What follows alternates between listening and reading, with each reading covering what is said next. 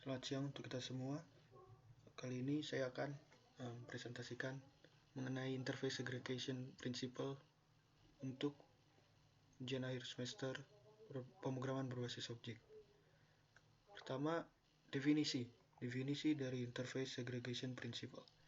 Di sini ada quote, a client should not be forced to use an interface if it doesn't need it.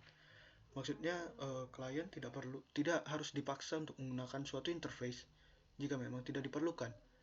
Jadi maksudnya itu ada baiknya interface itu yang digunakan memiliki tujuan spesifik. Jadi tidak perlu ada metode yang tidak diperlukan tapi dia milikin sehingga tidak efisien. Contohnya seperti ada interface interaction, dia memiliki dua metode yaitu push dan pull.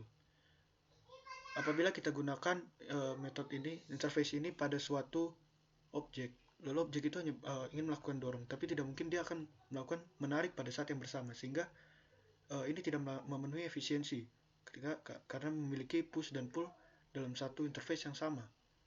Sehingga untuk memenuhi prinsip tersebut, kita harus memisahkan kedua metode tersebut dalam dua interface yang berbeda, yaitu interface interaction push yang memiliki void push, dan ada interface interaction pull yang memiliki void pull. Sehingga ketika suatu objek memanggil ingin melakukan push, maka dia hanya memanggil salah satu dari interface tersebut, dan yang hanya memiliki satu metode. Kira-kira seperti itu untuk definisi. Problem atau masalah yang kita miliki adalah seperti pada use case kelas diagram berikut. Kelas diagram berikut adalah sistem parkir pada suatu restoran. Di sini sebetulnya tidak ada interface yang dimiliki, sehingga interface segregation principle tidak bisa diimplementasikan, sehingga tidak ada pemeriksaan karena tidak memiliki interface yang akan digunakan. Namun, jika kita akan menggunakan interface, kita dapat menggunakannya pada salah satu metode yaitu pay. Dikarenakan pay tersebut kita lihat di sini dimiliki beberapa kelas, sehingga membingungkan apakah dia digunakan pada kasir, transaksi, atau oleh customer, seperti itu.